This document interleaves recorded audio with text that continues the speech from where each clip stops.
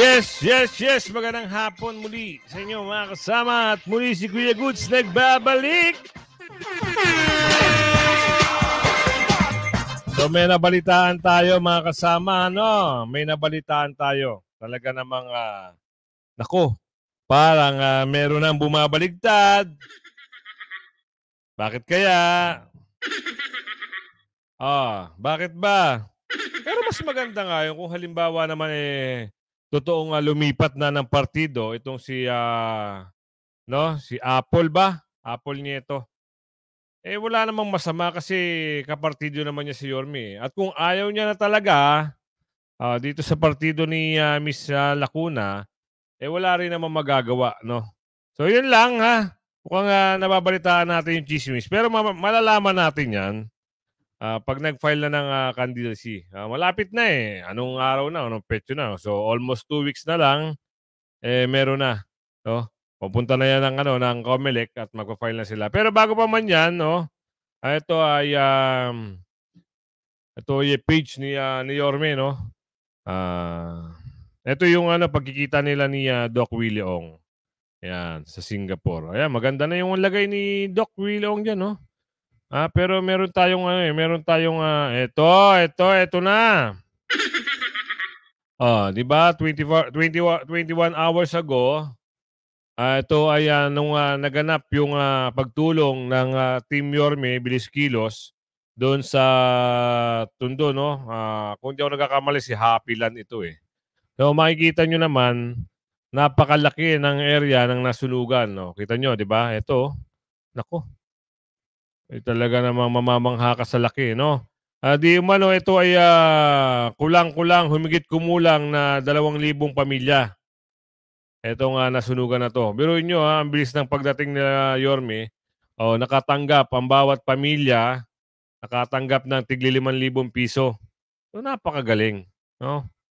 Tuwan-tuwa yung mga tao dito, oh. Tipin nyo, evacuation center yan, ha? Yan po, no?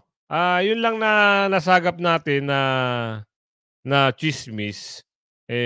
Kung totoo man yun, hindi natin alam kung ano ba yung tatakbuhin, kung pagkakonsihala pa rin o congresswoman.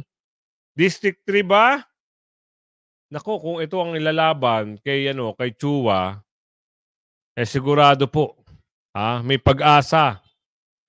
Alam naman natin yung makakalaban niya medyo wala na sa At mainit pa yung pangalan nun. Dahil sa Kamara, marami ding galit. Lalo na siguro lahat ng mga taga Maynila ay galit doon. Sayang. Dapat nagpakita sila ng kagandahang asal. Meron mga lumalabas nga na video sa Kamara parang yung pagtatanong nila ay hindi na maganda, no? Parang tulong-tulong na lang. Pero syempre ganun pa man, maganda na kung tatakbo ito si Apple. Si Apple ata isang kapatid ni parang kapatid ni Yul Serbo, ni Vice. Di mali mo, di tumakbo rin ang palagay ko kulang pa ata ng pagkakongresista Hindi naman masama kumampi si Yul. Kasi siyempre, naging part din sa ni Yorme. Tignan natin mga kasama. Kung halimbawa tatakbo si Yul ng pagkakongresista at lilipat din sa partido ni Yorme, si Apple ay tatakbo din, marami pang area. Halimbawa sa District 1, si Ernix na dito District 2, Congressman Carlo Lopez, meron na rin. District 3, District 3, pwede si Apple. District 4, si JTB. District 5, meron na. Nako, meron na pala mga kasama. Yun lang. So, District 3, hindi natin sigurado wala pa namang final ito. Ito ay umuugong-ugong lang Pwedeng siyang tumakbo ng pagka-congressman kasi wala rin naman Hindi naman din siya, alam ko hindi naman siya nagpapahaging sa Wala rin man ata siyang, yun lang ang pagkakalam ko. Pero kung ano man mangyari, siguro, baka pwede. Baka hindi. Pero yung kapatid, pwede siguro. No? Alamin natin Yan lang ang magandang tagpo diyan. Oh, 'pag nalaman natin na ano, 'di suportahan, wala ng problema dun, eh. Oh, ayan, oh, kita niyo yung ano, yung, tulong, tulong nila Yorme. Oh, 'di ba? Nitong nakarang araw binisita at nagbigay tayo ng agarang tulong para muling makabangon ang humit-kumulang 2,000 pamilya na nawalan ng tahanan sa malaking sunog na nangyari sa aming lugar sa Tondo. Mga kababayan, makakaasa kayo na sa loob ng aking makakaya, kahit wala man ako sa pamahalaan, ngayon ay palagi niyo akong magiging kaagapay sa lahat ng oras. So, kapit lang, laging may awa ang Diyos. Yan yung statement ni Yorme. Oh, 'di ba? Nakakatuwa lang. Ang galing talaga ni Yorme. Talagang ang bilis, no? Action agad. Oh, ito yung kita niyo si ano yung interview niya kay Paco, 'di ba? Oh, ano pa? Yung mga chismis na umuugong, eh siyempre alam niyo na. Baka nga totoo. Oh, sino ba ang nagchismis niyan sa atin? Blind item na natin 'yun. Pero abang-abang lang natin. Maganda kasi yung ano, suspense pa rin, eh. Ito ay, nabalitaan lang natin siyempre nakakatuwa, yung, kapartido ng kalaban 'no, o kung tinuturing man kalaban o hindi, ay, papanig na sa Team Yorme, 'di ba? Ano bang meron? Oh, yun medyo maganda-ganda na yung ano, ah, tignan natin yung, lagay ni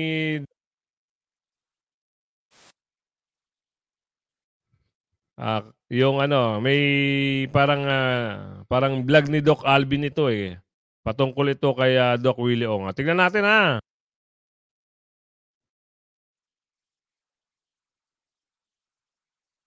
tignan natin 'to. Para naman na meron akong, maibigay sa inyo na ano pero masaya na si Doc Willie Ong dito, ha. Hindi ko lang, sure kung ano yung mga statement dito. Ito lang yung ano, papakita natin.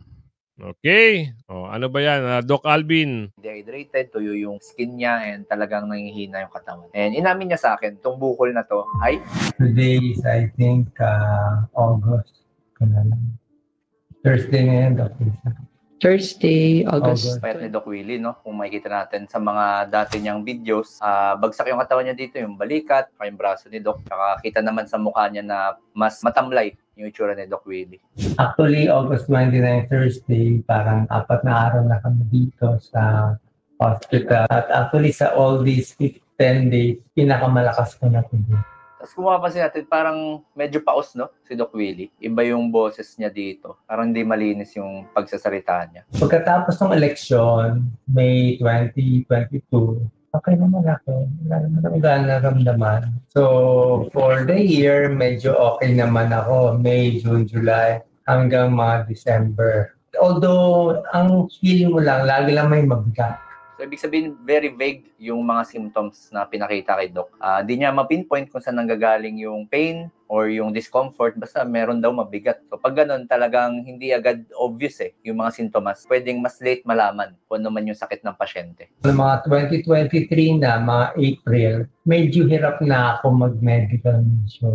Pag mainit, ayoko na mainit. Hindi ko na kaya sa mainit. May hingal, may pagod, paglulun ko, parang ayaw na. In-expect ko, aging. So yung mga unang pinakita rin ng mga senyalis kay Doc, di mo mapinpoint kung saan nanggagaling. Kasi sabi niya, nahihirapan siya sa mainit, tapos nanghihina, tapos sa paglunok niya, merong something daw na nahihirapan siya. And nakorelate nga niya to sa baka nga signs of aging. Kasi similar yun kapag nagkakaedad, of course, nababawasan yung muscle sa katawan, nanghihina kasi nga mas mababa na yung energy levels. So hindi pa agad nalaman ni Doc kung ano ba talaga nangyayari. Pero nung birthday ko, around 8 months ago, yun ako nakaramdam ng back pain.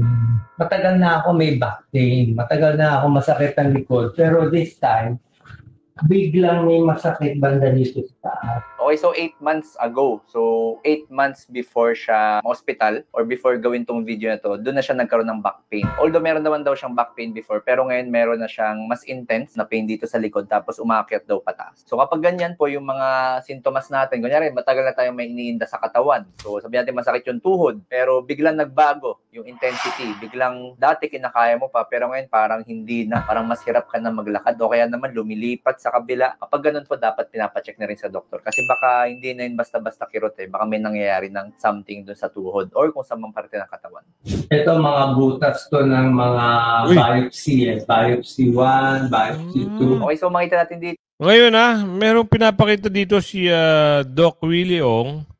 No, ito yung resulta pala ng biopsy. No, ito ay ni-reaction ni Doc Alvin pares na doktor po ito. So ngayon ko lang nakita. Ngayon talagang ang hirap pala talaga, no? Meron siyang mga tusok ng karayom dahil sa biopsy. Kinuha lang siya ng sample dito. Oh, yan. Dito, no, may mga marka or may mga sugat nung biopsy ni Doc. So, sa biopsy po, again, nasabi na rin natin sa dating videos yan, ang ginagawa po dyan, kumukuha ng napakalit na sample dun sa bukol. And then, yung sample na yun, isasend sa laboratory, titingnan ng mga doktor sa microscope, alamin nila kung ano bang uri ng bukol yun. Kasi yung mga bukol, pwede po yung infection, pwede po yung cancer na malignant, ibig sabihin kumakalat, or pwede namang bukol. Oh, yun pala nangyari, no? Merong mga ganung bagay pala. Na benign. Ibig sabihin, hindi siya masyadong kumakalat. Kumbaga siya yung mga mababait na bukol. So ito po ay example ng picture ng pasyente na nag-undergo ng CT-guided biopsy. So sa pasyente na to, meron din siyang bukol sa likod niya. So kung makita natin dito, ito po yung resulta ng CT scan. Tapos ito yung needle na tinusok sa kanyang likuran. So manipis po yung needle na yan. And ang maganda po dito, kapag may CT scan kasi, kitang-kita ng mga doktor kung saan lang sila dapat tumusok, yung direction ng needle. Kasi kapag nalihis po yan, napunta sa ugat, ibang parte ng katawan, of course, delikado, baka duguin yung pasyente. So gamit ang CT scan, mas diretso po or mas sakto dun sa bukol yung dulo ng needle. So mas safe siya. So ito naman po another example ng biopsy. Ang ginamit naman dito ay ultrasound. So pwedeng ultrasound, pwedeng CT scan. So ito yung needle na kulay puti. Tapos ito po yung bukol, yung maitim. Dito pinakamasakit, mga T10, thoracic 10. Ayun. Okay, so ibig sabihin po ng T10, yan po yung parte ng buto or ng gulugod pinaka-naapektuhan. So may bilang po kasi yan dito sa spine natin. Kaya tayo nakakatayo ng diretsyo. So dito naman, ito po yung CT scan ni Doc. Tapos kung makikita natin, may mga sira yung buto niya. Ayan, no? May sira dito. Mga sira-sira po yun. Ibig sabihin, masakit po talaga to kasi any disease or any bukol na sumisira ng buto, masakit po yan para sa pasyente. Kasi number 1, andyan po yung mga nerves ng katawan natin. And number 2, sobrang pain sensitive ng mga buto natin sa katawan. And kung ikukumpara natin sa normal na spine, sa CT scan, ganito po yung itsura. So malinis, wala masyadong mga butas-butas. Pero yung dito sa kay Doc Willie, may mga butas-butas talaga. Tsaka kita natin na hindi normal yung kanyang spinal column. Hindi ako makahiga sa gabi. Paghiga ako sa gabi, sasakit yun, upo ako, bumili ako ng Lazy Boy. Lazy Boy, makakatulog ako. Ang dahilan po yun kasi mas nadidiin yung likod niya sa bed. So kapag mas nadidiin yun, mas nako-compress din yung bukol, pati yung buto sa likod mas naiipit din. So mas masakit talaga. Kumpara kapag nakaangat yung ulo niya, medyo mas less yung pressure dun sa bukol. May ultrasound pa ako ng tiyan noon. 1 year ago, okay naman. Blood test, okay naman. Walang na ano. Diba? Hindi nagpakita talaga. So wala talaga, no? Di talaga nagpakita yung bukol ni Doc kasi by ultrasound, hindi rin po siya 100% makikita agad kasi yung ultrasound lang tinitingnan lang po dyan, yung atay, yung kidney, yung pantog, gallbladder, yung mga solid organs. Pero kung malinis doon, walang mga bukol doon, tapos sabihin natin nga sa bituka minsan o kaya nasa bandang likod, hindi po yan makikita agad by ultrasound. And sa mga blood test, of course, kapag yung cancer wala talagang nilalabas signs sa dugo mo, hindi rin po yan basta-basta madedetect. Unless meron ka talagang mga history na before ng cancer, yun po, may mga blood test po tayo for cancer detection. Pero ang nagtataka ako, yung back pain ko, bakit tumaas? Dati ang back pain ko dito lang sa baba. Nagtaka ako, yung back pain ko biglang tumaas dito. So pag ganyan po, makakaisip na tayo ng talagang may something, no, na nangyayari dito sa likod ng pasyente natin. Remember, yung back pain dito sa may bandang baba, very common po yan sa mga may spondylolysis, spondylolisthesis, yung mga kumbaga sakit ng pagtanda. Kasi nagkakaroon po ng changes sa pag-edad dito sa bandang likod. Doon sa tinuturo ni Doc, pag dito banda. Pero dyan common kapag medyo nagkakaedad na. Pero pag umaangat, lumilipat yung pain o kaya sumasakit, hindi mo na kinakaya, maganda po kung ipapacheck natin. Ganyan lang ang bago na hindi ko pwede magsalita nito. Nakapagod po. Nakakimo ako, nakakimo. Okay, very common po ito sa mga patients na ongoing ang chemotherapy. Ba talaga nanghihina yung katawan, yung iba dyan nagsusuka, naduduwal, nahihilo, and may mga iba pa pong side effects yan. Although yung mga doctors po natin, may mga ibibigay naman sa inyo na pangontra sa side effects para hindi po kayo mahirapan.